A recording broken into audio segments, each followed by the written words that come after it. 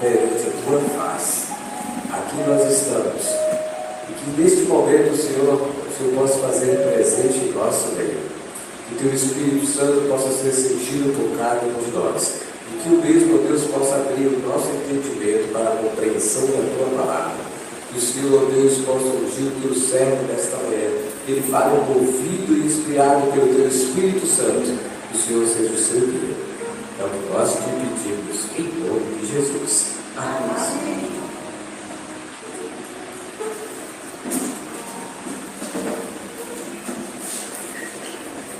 Agora vamos ficar com a mensagem, e nós vamos continuar dentro das nossas 6 doutrinas, das nossas 28 crenças.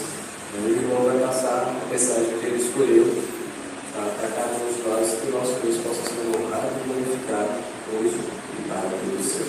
Amém.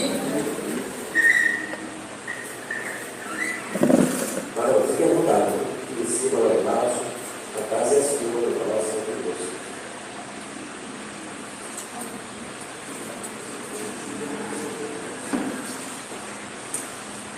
Feliz sábado. Que a graça e a paz do nosso Senhor Salvador Jesus seja com todos. Amém. Vamos abrir a palavra de Deus em Apocalipse, capítulo 6.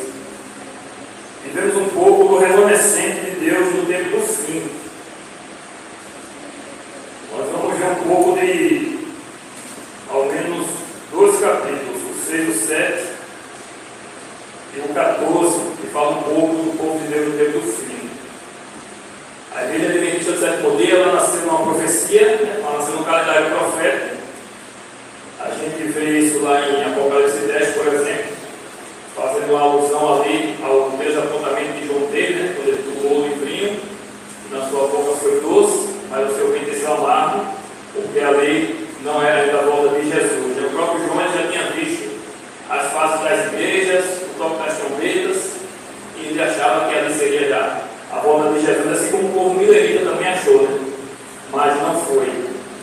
Então a igreja ela nasce no calendário profético, e é o intuito de Deus que nós sejamos um povo realmente diferente, e que nós sejamos o povo da Bíblia, né? O povo que estuda a Bíblia, que tem a Bíblia em mente no coração e que sabe da razão da sua fé. Apocalipse 6, ele, fazendo uma breve introdução, João aqui no Apocalipse, ele vê Jesus no santuário, no primeiro capítulo. Depois ele tem a revelação do que o povo de Deus iria enfrentar ao longo dos séculos, que é o capítulo 2 e o 3. Capítulo 4 e 5 ele tem a visão da sala do juízo, né? Onde Jesus toma o livrinho selado, porque ele é o único digno de abrir o livro, né? Porque foi ele que morreu por nós. E no capítulo 6 ele começa a desatar os selos. Quando chega no 5º selo, há um clamor por justiça divina. E é dito ali aqueles mártires que descansassem um pouco mais. Uma linguagem bastante simbólica, até se completassem as demais pessoas ali que iriam morrer por conta do testemunho dele, e que iriam dar. Então, hoje na profecia nós estaremos, o 6º selo foi aberto, nós estaremos entre o 6º e o 7º selo, e o 7º selo é onde anuncia exatamente a volta de Jesus.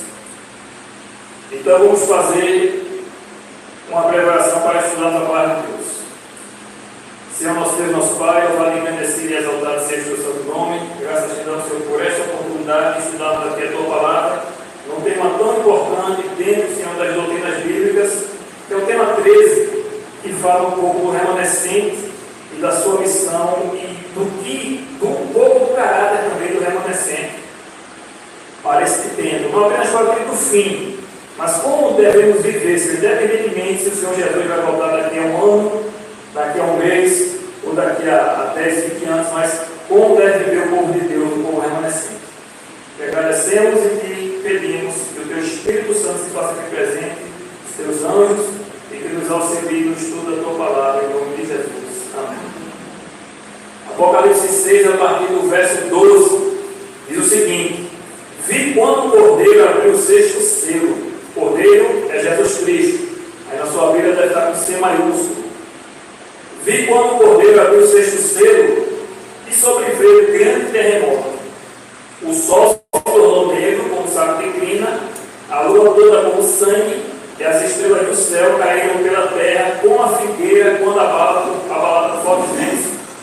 veja cair os seus figos verdes. Esses dois versos são identificados na profecia no ano de 1755, quando houve o grande terremoto do escurecimento do Sol e da Lua, no ano de 1780. Mas há quem acredite, e eu acredito também, que esses sinais se tornarão a se repetir, porque a última geração ela vai também passar por isso. O verso 14, que ainda não ocorreu, está escrito o seguinte: e o sol recolheu-se como um pergaminho quando se enrola, então todos os montes e ilhas foram movidos do seu lugar.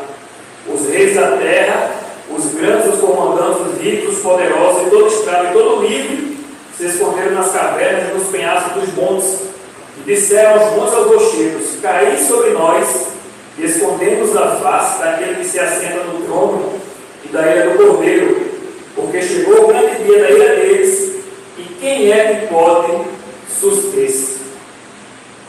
Então veja, aqui a gente vê uma reunião, podemos dizer assim, de oração, para aqueles que não tiveram tempo, ou não quiseram, na realidade, né, ter tempo para com Deus, né? Que não quiseram frequentar uma igreja, participar dos cultos, né? E nem estudar a Bíblia, ver o que Deus quer deles. Estão no tempo do fim, quando vier prestes a Jesus voltar, eles vão tentar se esconder, como fala também lá no livro de Isaías, né, capítulo 2, verso 10, eles vão se esconder, e eles vão pedir a morte, né? Vão preferir a morte do que ver a glória do Senhor Jesus. E é tanto que eles sabem o porquê, que eles fazem a pergunta, né? Por que chegou o grande dia da ira deles? Eles conhecem perfeitamente aquele que está vindo, né? Jesus disse que vem exatamente na glória do Pai. Então o capítulo 6 ele termina com uma pergunta. E o capítulo 6 ele termina com essa pergunta: quem pode suster-se diante da presença de Deus, né, da glória da sua majestade? E o capítulo 7 responde essa pergunta. E o capítulo 7 ele é um parêntese entre o capítulo 6 e o capítulo 7. Porque o capítulo 6, aliás, é o capítulo 8, entre o sexto selo e o sétimo selo, que é o último. Porque ele vai relatar um pouco do que vai ocorrer durante o período do sexto selo, antes da porta da graça se fechar. E aí vem o capítulo 7, e é escrito o seguinte, verso 1: depois disto, vi 4 anjos em pé nos 4 cantos da terra, conservando seguros os 4 ventos da terra, para que nenhum vento soprasse sobre a terra, nem sobre o mar, nem sobre a árvore alguma. Na profecia, ventos significa, né, tribulações, guerras, encarnações, coisa semelhante. E aí no verso 2 está escrito: vi outro anjo que subia do nascer do sol, tendo o selo do Deus vivo. Me parece que essa é a única expressão, a única vez que aparece essa expressão na Bíblia, selo do Deus vivo. É aqui em Apocalipse 7. E clamou em grande voz aos 4 anjos, aqueles às quais foram dados fazer dano à terra e ao mar, dizendo: não danifiquei nem a terra, nem o mar, nem as árvores, até selarmos na fronte dos servos do nosso Deus. Então ouvi o número dos que foram selados, que era 144 mil de todas as tribos dos filhos de Israel. Esses 144 mil, primeiramente, angústia, né? Aqui, quando os anjos soltarem o vento, virá aquela angústia qual monta ovo, onde vem a angústia para todos, e vem a angústia também apenas só para o povo de Deus. E quando eles estivessem perseguidos, e eles vendo as pragas caindo, e eles pensando se estão salvos ou não, puxando pela mente se é um pecado ainda para confessar. Então é o que chamamos de a angústia de Jacó, um relato também lá em Jeremias. Embora estejam salvos, eles, por serem assim tão apegados a Deus, confiarem realmente naquilo de Cristo, saber que não merecem ser salvos, então eles passam por esse drama, né, por essa angústia, saber se realmente estão salvos ou não. E aí os 144 mil, eles seriam um número simbólico, porque seria 12 vezes 12, que são as 12 tribos, né, do Israel antigo, e os 12 apóstolos. E 1000, 12 vezes 12, 144 vezes 1000, porque seria a unidade militar do antigo povo de Israel, né, como era ali contado.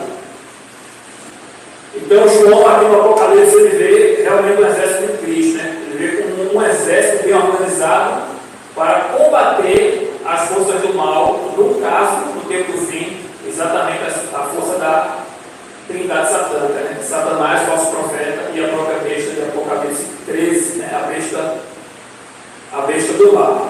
E lembrando também que aqui a gente está falando de escatologia, ou seja, aquilo que ainda vai acontecer. Então as 12 tribos, já na época de João, já não existiam, né? Então não poderia ser as 12 tribos literais. Se a gente continuar lendo o capítulo 7, ele vai dizer, verso 5, da tribo de Judá, vamos falar 12 mil, da tribo de Assé, foram 12 mil. Aí você tem toda uma questão simbólica. Embora haja também uma outra interpretação que acredita que esse número é literal, porque seriam as primícias, primeiramente vão receber o Espírito Santo para proclamar a mensagem exatamente do sábado, do ser de Deus, para não aceitar a marca da besta. Independentemente se é literal ou não, na questão do literal do povo de todas as nações, não é que seja o povo de Israel. Até porque o povo de Israel, hoje a gente sabe como nação, ele rejeita por Cristo. Então o povo de Israel, o povo de Deus, de Israel espiritual, todas as nações, né? Seria desse sentido que seria literal.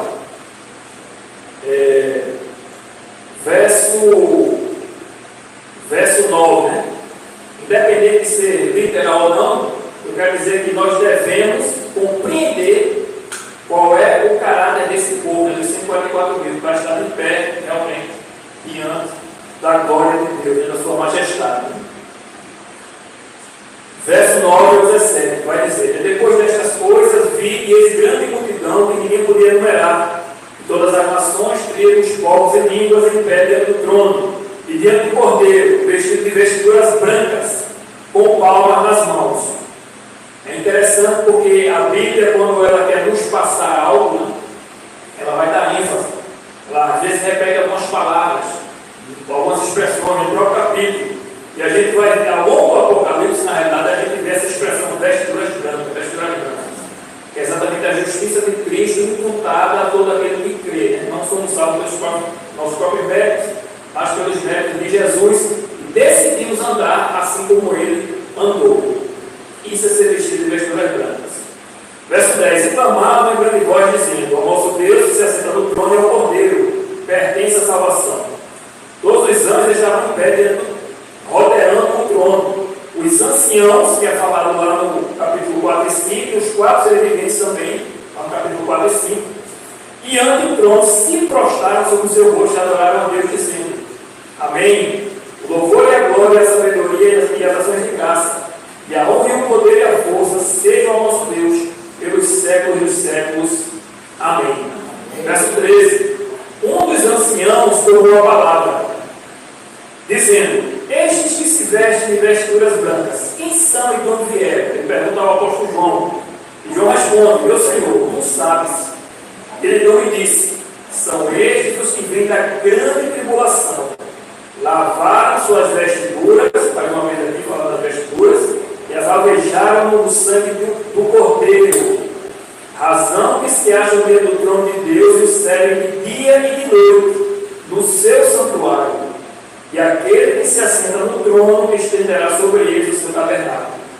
Jamais terão fome, nunca mais terão sede, e não cairá sobre eles o sol nem ardor algum, pois o Cordeiro que se encontra no meio do trono os apacentará e os guiará para as fontes da água da vida, e Deus lhes enxugará dos olhos toda a lágrima.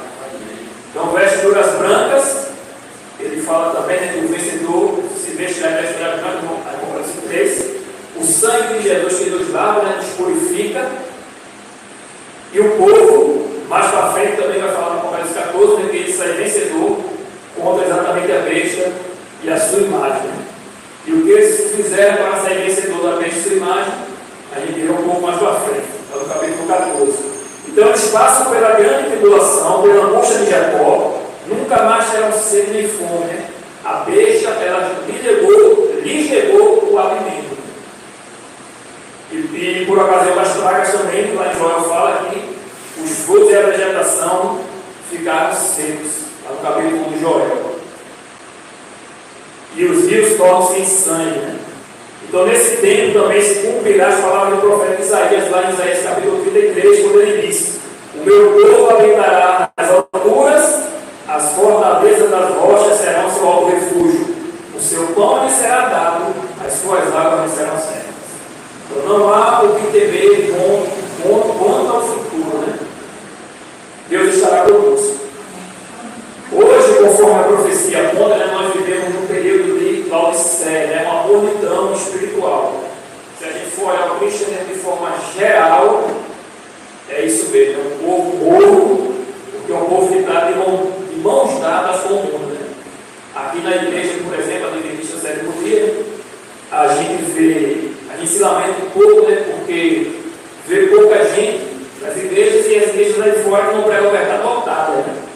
Mas talvez seja também porque o povo é acomodado, porque o povo acha que conhece muito a Bíblia. Como acham que Jesus não vai voltar logo, né?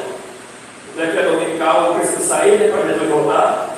Então eles relaxam, né? Alguns saem da igreja, se afastam, né? Por conta talvez disso, né? Aí vem essa mornidão. Mas a gente sabe que a gente tem que estar preparado hoje, né? Porque a gente não sabe o dia de amanhã, nem o que vai acontecer com a gente daqui a pouco, né?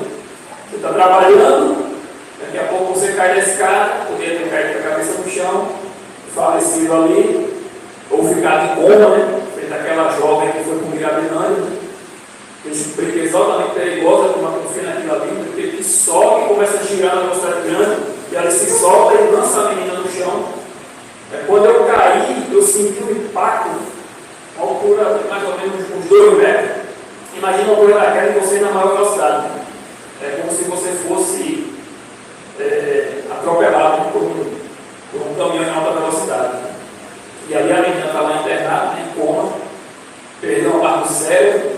Ou seja, o nosso preparo, as profecias são reveladas, né, para que nós não venhamos ter medo do futuro, mas não para nós nos acomodarmos, né, mas para nós andarmos firmes na palavra de Deus, porque o Espírito Santo ele revela não apenas a profecia, o que vai ocorrer no futuro, para que nós estejamos prontos, mas ele revela como quer que o seu corpo viva, né? Ele revela como era a vida devocional do profeta, o seu caráter. A gente vê lá em Daniel tomava tempo, né, 3 vezes ao dia para orar para Deus. E com certeza não eram orações rápidas, né? A gente faz normalmente quando a gente vai dar o almoço, por exemplo, coloca o prato ali e fazer aquela oraçãozinha. Então, Daniel tomava tempo e Daniel ele era um intercessor.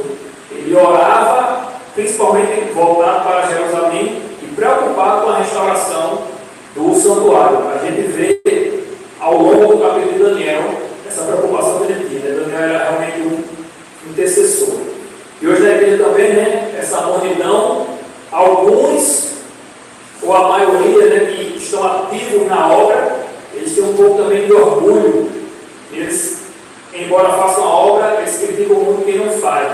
E Deus não se agrada disso. Ele deve fazer a obra na intenção realmente de ver Jesus voltar e orar por aqueles que não fazem, para que se despertem, né? Ouçam a voz do Espírito Santo, se despertem, não ficar criticando e querendo apontar o dedo para ninguém. Então, aqueles que vivem hoje em Laodiceia, né, embora vivam nessa mornidão, a Bíblia mostra aqui, né, os 144.000, e essa última geração, porque Laodiceia é a última, né, não existe outra geração, ela vai ser também a geração mais forte, né, porque vai ser a geração que vai receber realmente o refrigério da presença do Senhor, a chuva serolha. Então imagine uma igreja, um grupo de homens e mulheres